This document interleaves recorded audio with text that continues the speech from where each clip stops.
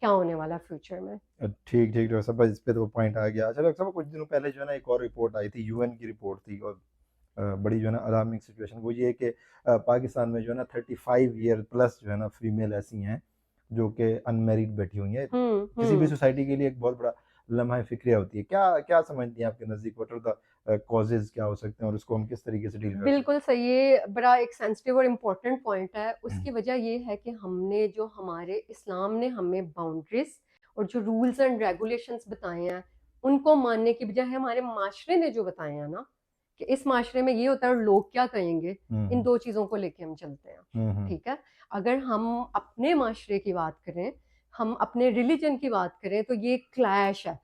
ہمارا معاشرہ بنا ہے بر صغیر پاک و ہند. ہمارے اندر ہندوازم، ان لوگوں کے طور طریقے، ان کی پرمپرا جینیٹیکلی رچ بس گئی ہوئی ہیں. اگر ہم ریلیجن کی بات کرتے ہیں تو ہمارا مذہب تو یہ کہتا ہے کہ تم اپنی مطلقہ یا بیوہ عورتوں کو گھر میں نہ بٹھائی رکھو، بلکہ ان کو اچھے طریقے سے رخصت کرو. ٹھیک ہے، ہمارا معاشرہ یہ کہتا ہے کہ عورت کی ایج زیادہ یا کم ہونے سے کوئی فرق نہیں پڑتا، she needs to be married. آپ نبی صلی اللہ علیہ وسلم کو دیکھیں، ان کی جو پہلی مثال تھی انہوں نے 40 اپنے، سال آپ. ہاں بالکل، یہ کتنی بڑی مثال ہے. ٹھیک ہے، نبی صلی اللہ علیہ وسلم نے خود ہمارے لیے قائم کی. کیوں کی قائم؟ تاکہ معاشرے کی یہ چیزیں، اور انہوں نے بھی بہت اس زمانے میں بھی بہت زیادہ اس کے خلاف ریئیکشن اور وہ ساری چیزیں دیکھیں. ٹھیک ہے، اب ہمارے معاشرے کا جو یہ ناسور ہے کہ لوگ کیا کہیں گے. ہم اپنے لیے تو جیتے ہی نہیں ہیں، ہم تو لوگوں کے لیے جیتے ہیں، معاشرے کے لیے جیتے ہیں، لیکن آخری دن قیامت کے روز جواب ہم نے دینا، تب ان میں سے کسی نے آ کے نہیں دینا.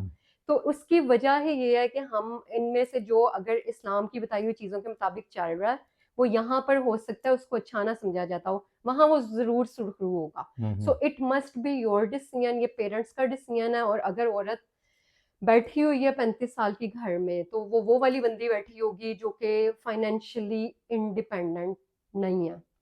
وہ اگر ڈیپینڈنٹ ہے اپنے بھائی پہ، اپنے بہن اس پہ، باپ پہ، تو وہ بیچاری مجبور ہے. اس لیے عورت کو فائنینشلی انڈیپینڈنٹ، عورت کو اپنی عزت کا، اپنے نام کا، اپنی ناموس کا خیال رکھنا بہت زیادہ ضروری ہے، تاکہ وہ اپنے ڈیسیژنس خود لے سکے according to Islam, not according to the family and not according to the society.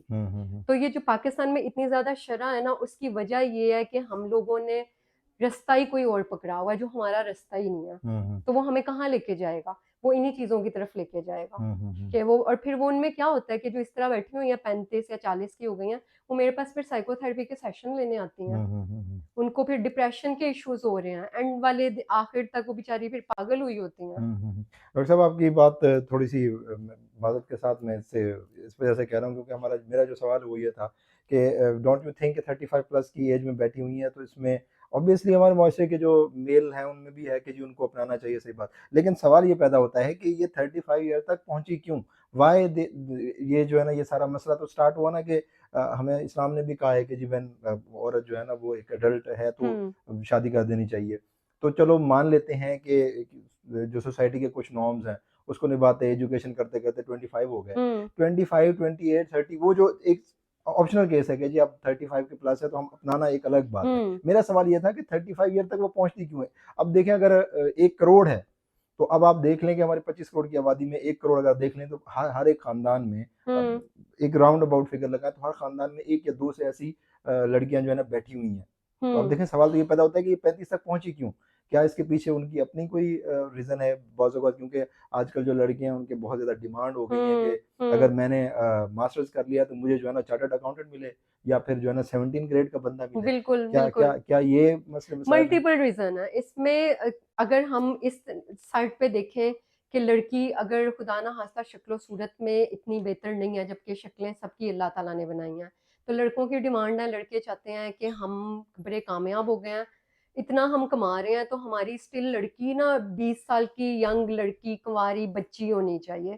ٹھیک ہے، اس چکر میں اگر وہ ساتھ یہ بھی مطلب اتنی الٹی ڈیمانڈ ہے کہ ان کو ایک نارمل گھرانے کی جو بیٹیاں ہیں وہ پورا ہی نہیں کر سکتی ہیں. دوسری طرف یہ کہ اگر وہ بعض کیسز میں ایسے ہے کہ لڑکی نے کمانا شروع کر دیا تو پھر تو اس کا اپنا دماغ برا آسمانوں پہ جانا شروع ہو جاتا، اس کو بھی پھر چھوٹا موٹا رشتہ پسند نہیں آتا، وہ ماں باپ کو ٹف ٹائم دیتی ہے. اس والے معاملے میں there are to many reasons.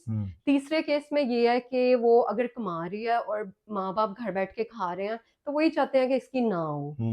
پھر ایک اور کیس یہ آتا ہے کہ جس میں لڑکی کے اوپر ذمہ داریاں اس قسم کی آ گئی ہیں، وہ اپنے بوڑھے ماں باپ کی خدمت کر رہی ہے، یا اس کو اس طریقے سے متنفر کیا گیا ہے، یا اس نے اپنے معاشرے میں اس قسم کے ایکسپیرینسز دیکھ لیے ہیں کہ وہ خود ہی بھاگ گئی ہے کہ میں نے کرنی ہی نہیں ہے. رشتے آنے کی ایک عمر ہوتی ہے، لیکن ہر الٹے پلٹے رشتے کو ایکسیپٹ بھی نہیں کیا جا سکتا. یہاں پر لڑکی والے اور لڑکے والوں کی ڈیمانڈ کے درمیان جو کلیش ہے وہ بھی آتا ہے. کسی جگہ پر لڑکی کی ڈیمانڈز غلط آتی ہیں، کسی پہ لڑکی کے گھر والوں کی، کہیں لڑکے کی ڈیمانڈز آتی ہیں لڑکے کے گھر والوں کی، لیکن سب بیس جو ہیں وہ سوشل سٹینڈرڈز پہ ہیں، جو ایک مطلب ان ریئلسٹک سوشل سٹینڈرڈز.